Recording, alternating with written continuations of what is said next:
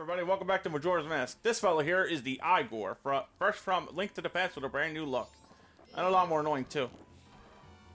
Yeah, because, like, this dude was this dude in Link to the Past just only slightly taller than Link. And they came in two varieties, green and red. Yeah, this is the same one Tuesday, folks. Yeah. Shoot him with a Wait, light in arrow, Link to the fuck him Past. with a hookshot. Yeah, there's that green and red dude that you get. Oh, you get close to them. They Oh, open like their the armored. eyes. They look like armored guys. Yeah, they open their eyes and they chase you for a Link- little bit, and then they get tired. And Link, they stop chasing Link's you. pulling the arrow. I see you. Yeah. Zap. Zap. Ooh. Yeah, glorified mini boss though in this, and Okay. one and done. Still two and done. Yeah, there's two of them in this dungeon. That's right. I thought that was a walking Goma. That's a Broma. That's what I'm gonna call him. Ow. With that, we are essentially done the regular. You think we're done Stone Tower, but not even close. We know this is gonna invert. If the Goma starts spinning around and shit, you call it a shawarma. Because A shawarma Goma. because with shawarma you get it's like on a rotisserie and it's spinning. And as shawarma. everybody's been happy to point out to me, which I've already Now I known, just want you can rotisserie blast chicken. the, Damn, I'm hungry. You can blast the blue bubble monsters with these light arrows for 50 extra rupees a pop. Yeah. Now this is when you shoot all the pillars and the whole ceiling drops down. Make right? sure Not quite. you activate okay. that chest though before leaving and inverting this tower. Yeah. Because you will need that chest. Sorry, it all looks like that big tower from Metroid Prime. Which one? The Oh, the one where you got the wave buster? I think so. The one where you shoot the pillars and then the whole thing kind of lowers down a little bit. It kind of looked like That's that. where you get the wave buster. I'm supposed to do the block puzzle to go back, but we also That's activated the the only thing over there. fucking beam combo I use outside of the super missile. So now we're gonna go back to the bank. Priorities, Link. I know. I gotta run errands. There's a Yeah. run on the bank. I'm gonna drop off these 500 rupees, and we're gonna come back and do the other half of this dungeon. Yeah, thankfully we can just warp here now because of the last house statue. Yeah. So, Cruel reminder: I got reacquainted with last night when I was playing Link to the Past. The Game Boy Advance version is the one that adds the Warp 9 to Turtle Rock. They don't need the SNES version, no. so I had to go all the way up Death Mountain twice. Well, doesn't so refresh my memory because I'm not entirely sure if this was something that was added for the randomizer or it was always like that in the Super Nintendo game. Shoot. When you bring the old man back to his hideout in Death Mountain, Yeah. it activates a new starting point when you start the game up. Yes. Yep. Was that always in the game? Yeah. Yes. That starting point. Yeah. That was always there. That was always there? Yes. Okay, I don't remember. I always thought it was either your house or the sanctuary. Now the third No. one gets added by the old guy. Okay, Yeah. I wasn't sure that was just something for convenience, like added for the randomizer. But okay, yeah. And if you, I believe you can get there before you actually find him in the cave. Yeah. In the randomizer, if you do, That's what I did, yeah. yeah, if you do, when you talk to him, he doesn't do anything in the house. No. In the little cave house that he lives in, Yeah. because he hasn't been activated yet. Yeah. Yes, you can. He's waiting to die. Well, he does. Well, he's waiting in the cave. Because I did that, like, or I got to the house before I actually did the quest. He'll restore your health at the very least if you talk to him. Okay. That's it though. Once again, we got to play the block puzzle here. Yeah, this is the only thing, unfortunately, we have to repeat, like, every single time. I don't remember if the 3D version of this removed this. Nope. Well, in terms of just, like, a quality of life. Nope. Okay. One quality of life improvement they did make is the Using the touchscreen. no, And portability. no. Well, that too, And but that's one of them. No, the Goron Link, his punches are much faster. Yeah. So and as I said earlier, he hits as hard as the Gilded Sword does. So that makes the combat a lot better too. But I don't remember him giving him a new third attack other than the butt fart. Now, is it like Kenshiro fast or? Oh, now it's much better. No, No, Fist just like of- it's so far was like Fist of it's North just Star? like this, like, you know, it's not that fast. So. It'd be too broken if that was the case. It'd be fucking funny It though. would be funny, yeah. You're already a mask. What's that spider over there? Is a scarab actually, and I played the wrong key because of that. Curse your for lack of etymology. No, thank you. I just ate. This guitar has a bug in it. I'll wait for the patch. My favorite thing as of late has been like the Earth updates. Oh yeah. Whenever it gets to do patches, just remove certain Ford has been delisted. What's been delisted? Florida. Oh god. I think they buffed it so that you can stop all light switches in the middle now. That's Texas. Get out your ice arrows, realize you are an idiot, and take out your light arrows. Then aim for this. Now comes the most freaky shit. To the moon. Whoa! It looks like it's upside down, but it's actually been inverted. Like a mirror's holding over it. Yeah. So it's upside down. No.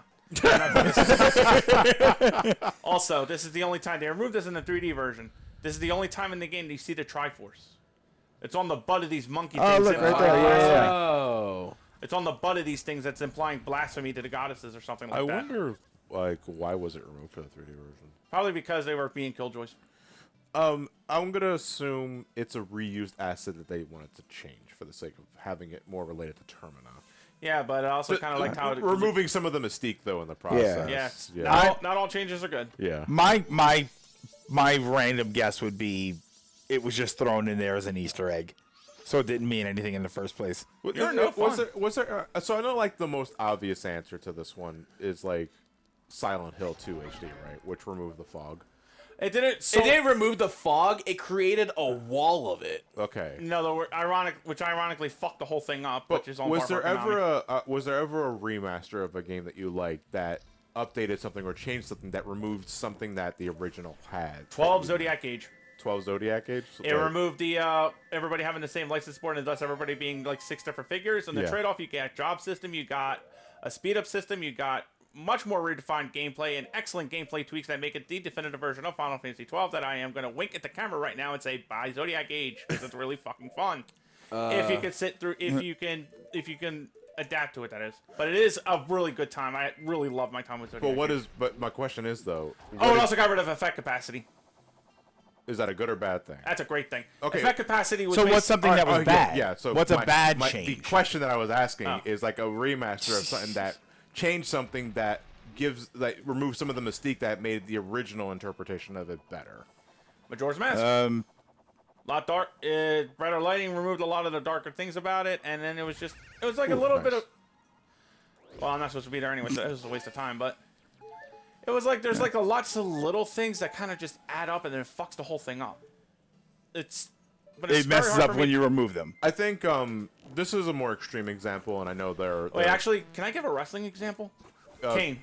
Kane? Yeah. I mean, when we first saw Kane, the spirit of the argument is the same. Yeah, go right ahead. Yeah. When the wrestler was first announced, we knew nothing about him. We thought he right. was interesting. We thought, it could be like a really fascinating character. You believe that his face was burnt on that mask. And you wanted to learn more about the character. Unfortunately, you find out that the more you learned about the character, the less you wanted to know about the character. Yeah. But then again, it's really more of bad storytelling than anything, so that might not exactly hammer my point in. And then he became part of the Authority. Yeah, well, we don't talk about corporate Kane, though. So. Yeah, we don't. All right, here's mine. Heavy Rain PS4. It exists. Now, what did the remaster of that do that you think was better in the original release of it? 'Cause that's what I'm asking. So no one's actually paying attention. Yeah, I'm paying attention. I've got two answers locked and loaded. Yeah, go ahead. First is the Symphony of the Night. I didn't like the fixing of the dialogue. I thought that the cheesiness of the dialogue in the beginning, all of that was... it was funny. It's... I don't think that the dialogue needed to be fixed in a way that would have added anything to the game. We didn't really care. The voice acting specifically. The voice acting in the PlayStation Portable version of the game plays the game straight. Yeah, exactly. There's no cheese to be had. But playing it straight doesn't add anything to the experience. So I would rather have the original experience that was hokey. Yeah. And you still have the same game. Right. I need my beef. I hear you. That was Yuri Lowenthal voiced Alucard. In the PSP. In the PSP version. Mm-hmm. It was Spider-Man. Yeah. Was he good for it? I mean, he was fine. He was a good Alucard. It's just that Robert Belgrade as Alucard in the PS1 game is classic. It's iconic. Yeah. It's iconic. And there was nothing wrong with his performance. No. And that's the other thing is the cheesiness that you have was Richter and Dracula talking. So it felt like there was no need to change everything. I even liked Alucard speaking with Maria. All of that conversation was fine. So changing it didn't add anything, but it took away the comedic aspect, which was not intentionally comedic. It was just funny. So I'm gonna counterpoint to that and say I think the change in the voice acting made it a better experience. I think. Really? Now, what kind of experience were you looking for in Symphony of the Night? I have to ask. Just a regular playthrough of Symphony of the Night. Right. That's if anything, that's what I would be looking for. Is if it still plays the same. Will that so you don't care? Will the change in voice acting change my opinion overall? See, I would think that the voice acting and presentation is a part of the experience. Though. Yeah. And you like that it added something. You like that they played it straighter. Yeah, I like that it did that because then it's like, all right, so this is what Castlevania could really be like, you know? Yeah, I see what you mean. Where I think you want it to be serious. You'd probably did you play Lords of Shadow? I haven't played it. I think if you're looking for a more grounded take on it, you play Lords of Shadow. Yeah. Grounded, right up until the end. Yeah, I know. Like, I know what you're talking about, too. But, no, because I like the hokiness, the cheesiness of it, like, straight out of Resident Evil 1, because it complements what's already essentially a B horror movie. Like, something right out of the Hammer universe of Universal, like, horror movies. That's another good one, actually. What? Hammer? Resident Evil. Resident Evil? Yeah. Changing it to be more of a serious game in a serious horror environment takes away from that B movie aspect of the first game. It can work, though. With the No. It works perfectly well, but Yeah. I remember when Resident Evil first came out, and that was a big thing, was like, the cheesy dialogue and, Jill Sandwich and stuff. Like, all of that, you still had a horror game, you still had the horror elements, you still had the jump scares and whatnot, but you had this cheesy B movie version of it. And that was always what threw me off about Resident Evil early, was that people took it like this super serious horror game, and I'm sitting there thinking, but it's Jill Sandwich. No, because the thing is about Resident Evil though is it's one of those things where at first you're afraid of the zombies and the doggies. Yeah. Then later on you get scared about the capitalist aspect of the whole franchise. Like, wow, there's actually people that are. I'm talking specifically about the first game. I'm just talking about like Resident Evil 1. Game had it too. Remember, people were actually being fed and killed. But to keep the corporation secrets. I think what Uncle's getting at, though, is that... No, he's getting at the monsters. No. I'm talking about people's perception of the tone and presentation. Yes, exactly. Because one thing that I always found very strange, especially going back when I was looking at Resident Evil 4, thinking about, like, the initial complaints about the game, was like, this is too campy. This is too ridiculous. I was like, but Resident Evil's always been like this. Yeah. Like, I don't know what to tell you. But you fought mutated gorillas in 0. You fought a giant snake in 1.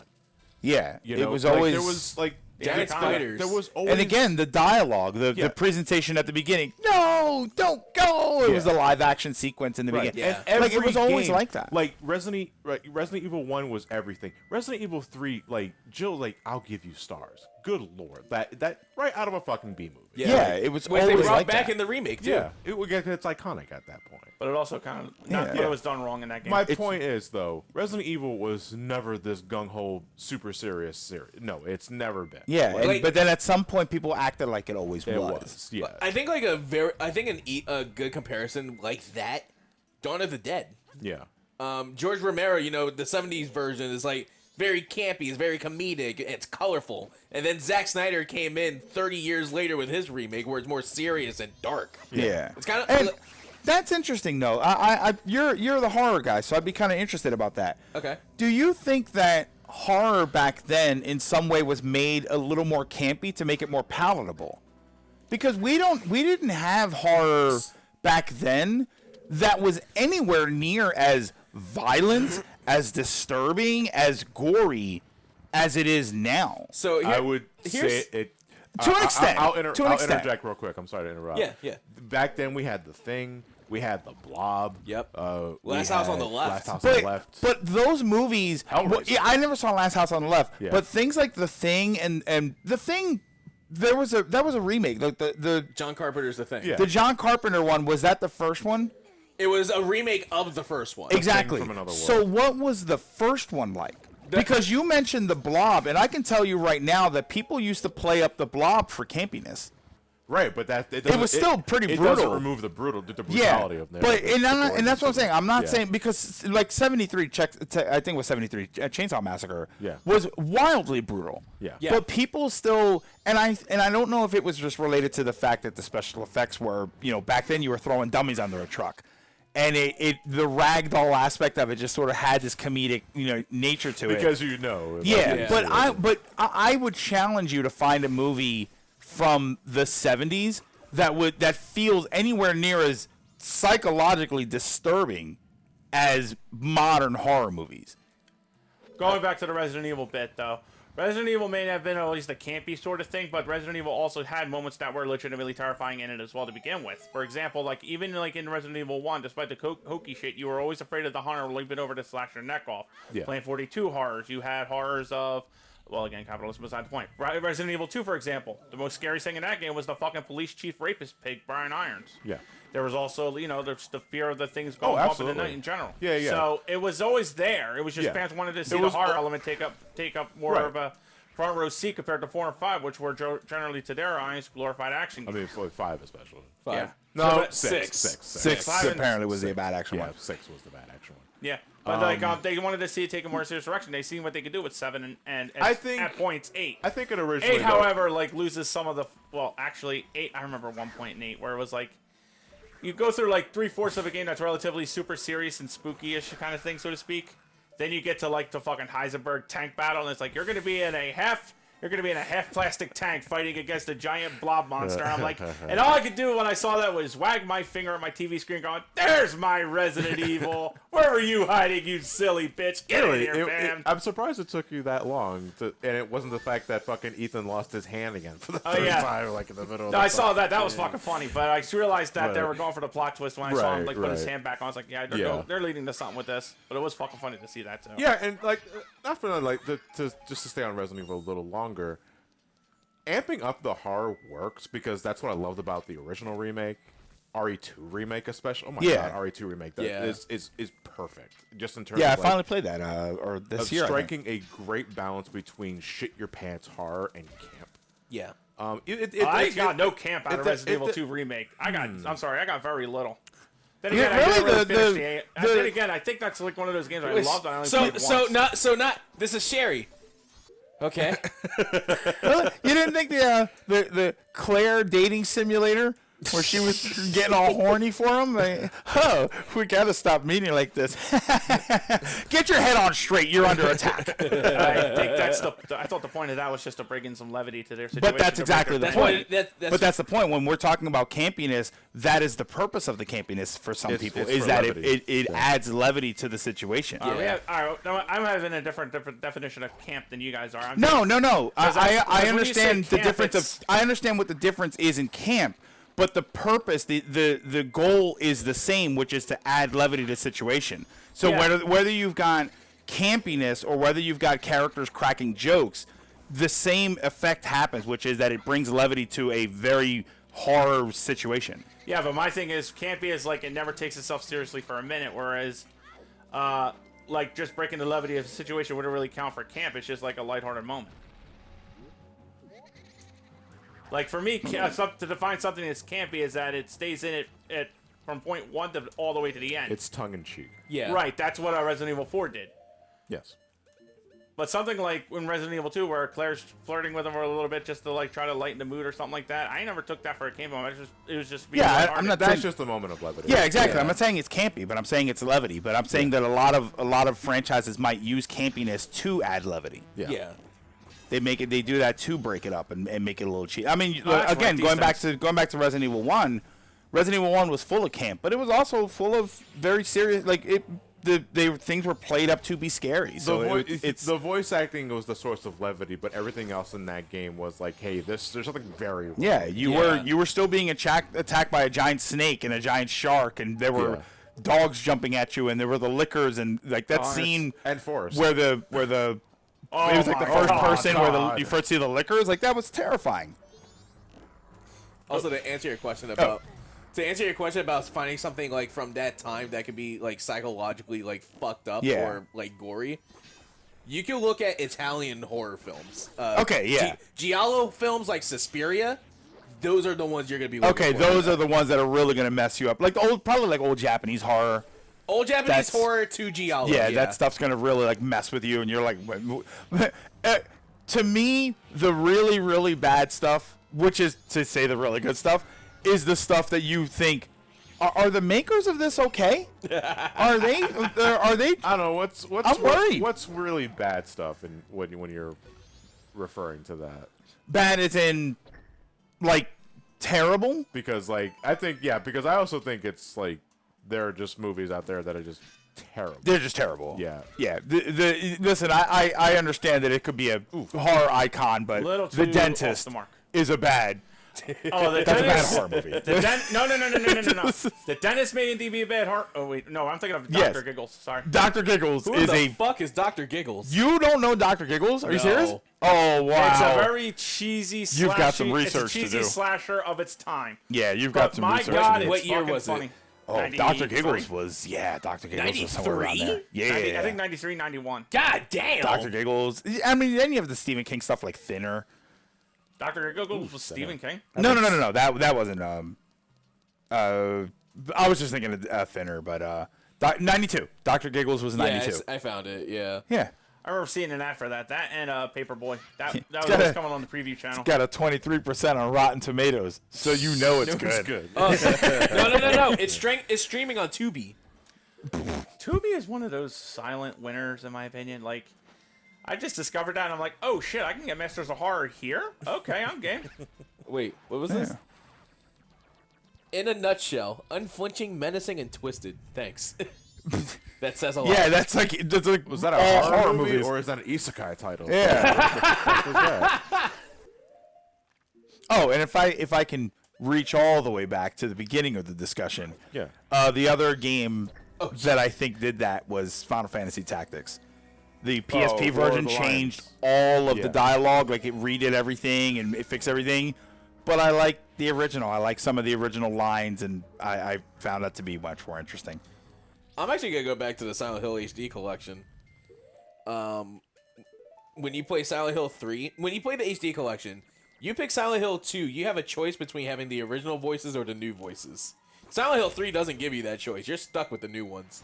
Oh yeah, they didn't add like and Castlevania did the same thing where it's like, But the give me a thing- thing to put back the old But the thing dialogue. with that one is that, like, in the case of Silent Hill, it loses that there because it's meant to be very stilted, you know? It's not meant to be normal, you know? But, like, with Symphony of the Night, it's like, I like that it got played straight like that. Yeah, yeah. But then when in the context of Silent Hill, it doesn't work. You think they played it too straight, or they went too campy for the updated dialogue? Oh, I did not need that to happen right there.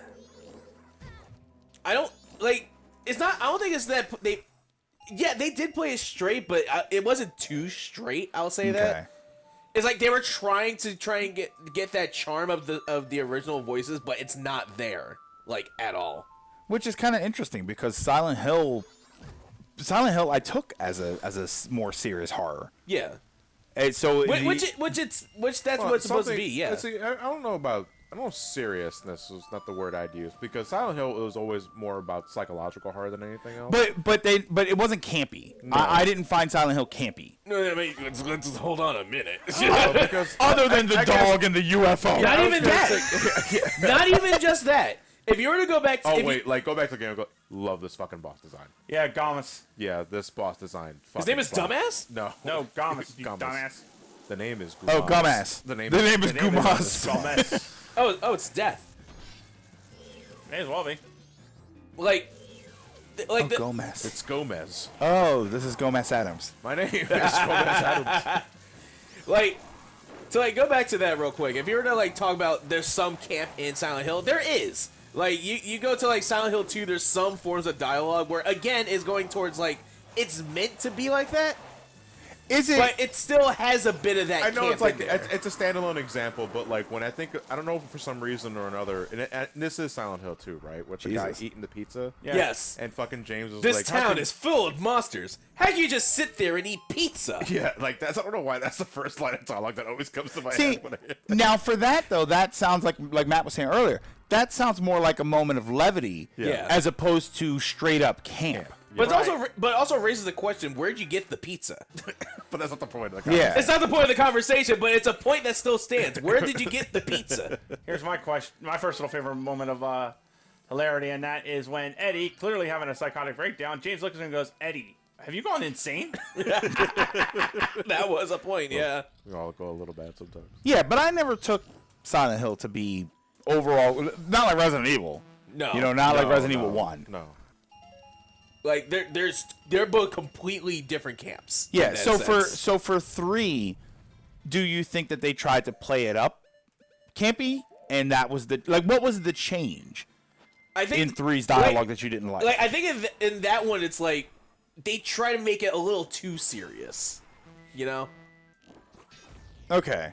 So it's I think so. I think I get it. it's like I get why they did it because Konami didn't have the original fucking source code. Fuck Konami, by the way. Here's my problem with that, because I hear that a lot with video games and remakes and stuff. They changed all of this stuff because you didn't have the source code. Yeah. But you can buy a copy of the game. You can play the game, And you can see the reverse-engineer it. game, and not even so much reverse engineer it. This is the tone of this scene. All right, we're going to re-record the scene. Match the tone. Right. So when you do that and it's like, oh, well, the tone of the game is different. Well, they lost the source code. All right, but you can still match the same tone when you re-record everything. But at the same time, that method falls under like the human interpretation of what they think. Yeah. Like strikes a chord with the audience, and that is ultimately like the gamble with that sort of thing. If you're just not using the source code directly. I am brain farting for a second. Like- Go right ahead. Yeah, let's go right ahead. Like you can buy a copy of say if you want to remake Silent Hill 2, but you don't have the source code. Yeah. The devs in question would have to buy the game and then play it for themselves, just make sure they're getting it right. But at the end of the day, it falls under to what they think makes the game right. Which And is- also, it also having the source code also saves down a lot of fucking time on doing the base work, and then you can but the point is that if you don't have it, Yeah, the point is if Yeah. you don't don't have it. you the game ultimately falls under to what the devs believe is their interpretation of what makes it right, and not so much what's already inside of the code. I know it's like it's more complicated. Yeah, well, but then that becomes a discussion about Yeah. development, because then why are you changing the tone? Yeah. This is if the point is to try and remake the game without the source code, why are you changing things? Because even if you had the source code, the source code is for the structure of the game. Yeah, just but to you make the could game you work. could use the same source code and then record voice lines. Yeah. Or add extra animations. So if you're trying to make the game 1-to-1, then why would you go back and then change the tone of Yeah. any of the dialogue or of any of the scenes? I messed up. Why would you change the lighting? Why would you why would what was that remake of The Omen? Remember that remake of The Omen, the movie? from 06, yeah. From 06, that was basically a shot-to-shot remake of the original movie. Poltergeist can bring some. It was bells to it that, was too. like extremely loyal to the original. It's like, okay, Why did that you was do this? what they were doing. That was why they were It's- doing that. But it's like I get that, but it's like at that point I just might as well watch the original. Yeah, I I don't know. It depends on what the remake wants, because like and what they change. to me, because it wasn't that like the kind of thing with Psycho. Yeah, because like the Vince Vaughn remake was Fucking almost It was. Here's the thing, It was an extreme here's the shot-for-shot thing. remake. Here. So I'm gonna defend Vince Vaughn here for a second. Which I don't. That's not a sentence I usually say. Vince is watching this playthrough right now. Like, how am I catching Here's the strays? thing. Did everybody shitting on Vince Vaughn playing the role of Norman Bates? Was it because everyone was associating him with what they knew him from comedy later? Because we gotta think about when that remake was out. Yeah. That was late 90s, right? 99. That was way before he did anything with like the Rat Pack But- or anything like that. Here's the thing: who played Norman Bates in the original? Was it Anthony Hopkins? Anthony Hopkins, I want to say. Norman Reedus, huh? Who was Anthony Hopkins when he was cast in the role of Norman Bates in this 60s movie? Let me see. Give me one. My point is, he probably wasn't the Anthony Hopkins that we know. Anthony Perkins. Anthony Perkins. Right. Something's always cooking at Perkins. Yes, just you took my fucking joke, goddammit. My point is, just because an actor who is normally not known for playing this sort of thing is in the lead role of this one does not immediately discount the fact. Yeah. That is ultimately up to the script, the direction, and the actor's ability to make it believable. Correct. Yeah. Robin Williams' 1 Hour Photo brings to mind. Exactly. That was a really solid movie. I think poking fun at as an actor playing a role that is not their type or cast is silly, because at that point they need to act. They're an actor. It's their job to make it believable. But the problem ends up becoming a typecasting thing. You remember? There's going to be a stretch. You remember Facts of Life? I don't think I've ever watched that. One of the characters didn't want to get typecasted as one of those tough as nails women all the time, so that's why they eventually ended the show. Joe, right? Yeah. By the way, the same room we fought the Gyro Master in is now a pit to the other dimension in this world. But you have the Jim Carrey. Yeah, the number 23. Yeah, number 23 was going back. I like that movie. It's an old example, but it's kind of the classic when we're talking about typecasting and how you don't want to be associated, at least originally. But Leonard Nimoy originally did not want to be typecast as Spock because that was everyone knew him as. But that didn't, I can still detach him from Spock in different movies and different roles, just because I know he's not playing those characters. And the most recent example I could think of is he was a villain in a Columbo episode. And he was a real bastard of a surgeon. Ugh. But he nailed it. Yeah, he did a good job. Nothing like Spock. And it's because I understand they're actors. I don't immediately tie them to what they're most famous for. I know it's really easy to do that. It's difficult to separate. And the better they are, the harder it is. Yes. So anyway, Twin Mold. Yeah, this is where you turn into a giant and then beat the crap out of it like in a one-on-one hand brawl. And this is the kind of levity Majora's Mask had to offer to the table. Yeah. Because now all of a sudden you're 50 feet tall beating a shit out of a pair of centipedes. Even more so, as much as I don't like the fight, in the 3D version. Yeah, because the 3D fight, you can't use your sword. Your sword doesn't grow with you, so you gotta use your clunky-ass hands and feet for it like you're fighting the Goron style. It's funny because the Giant's mask in the 3D version not only makes Link tall, it gives him Popeye arms. Yeah. And it gives him Popeye feet too. And the battle is completely different. Where instead of using your sword, because you can't use your sword in the Giant's mask in the 3D version, you are grappling this guy, you are swinging him around like a rag doll, and you're beating the fucking shit out of him. It's a visual spectacle, but the battle takes too fucking long. Also, why does the mask look like MF Doom? Oh yeah, you're right. Does I it? kind of see it. Yeah. Now my thing about the Twin Mold fight is I really, after a dungeon full of mythos and all that shit building up to something exponentially awesome in the Stone Tower, our final bosses in the area is a pair of fucking centipedes. Yeah. Yeah, because it's the Desert Palette boss from Link to the Past. Yeah, that's Land Mold up. This is. Yeah. But my problem with the Twin Mold is I feel like we should have gotten more mythical or more horrifying boss battle for our final encounter than that. Yeah. Truthfully, I kind of wish it was Gomez, where they redefined him for the final battle of this area. Also, I think they didn't want to reuse any bosses from Ocarina, though. Now I can't hear anything but Gomez. Yeah. Also, real quick, to answer your thing about Vince Vaughn. Yeah. So here's my thing. Vince Vaughn, fine actor. He wasn't right for that Psycho remake as Norman Bates. Would you blame that on him though, or the direction? Directed. I blame solely the director. Okay. So it's on him.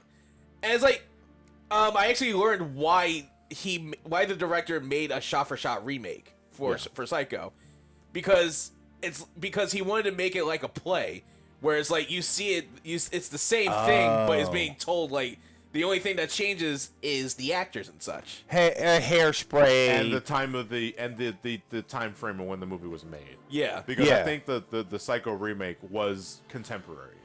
Yes. At the time of its creation, right? Well, everything still looked 70s and shit. Yeah. Well, I mean, I think that's the problem. You've seen the basement of my previous house. That shit was ripped from the fucking 50s. And I love that one. But then, here's where it kind of falls apart. Yeah. This is a movie. Yeah. Where every time you watch it, the same actors is still there. Yeah. So it's it still makes it pointless to do shot for shot remake. I think it's pointless to do in a situation like that. I think it's relatively pointless. Well, I can see some value in it. I think it depends. Yeah. I think I can see some value in it if you're bringing up, the special effects and whatnot. Forgive your fries, Matt. I think I don't want to. forgive your fries. I think my problem is, or what I would rather see is when you see I forgive you, John. movies that are remade in Shakespearean style, movies like you said with play movies where you have the same dialogue, you have the same characters, you have the same story, you have the same events, but you put it in a more modern setting. Yeah. I think back to Romeo and Juliet, which I believe there was a Hamlet version of those kinds of movies where it was Hamlet, but so all the dialogue was the same in Shakespearean, but it was in a more modern setting. Yeah. I like that. So it's not shot for shot because the Shakespeare movies were horrible.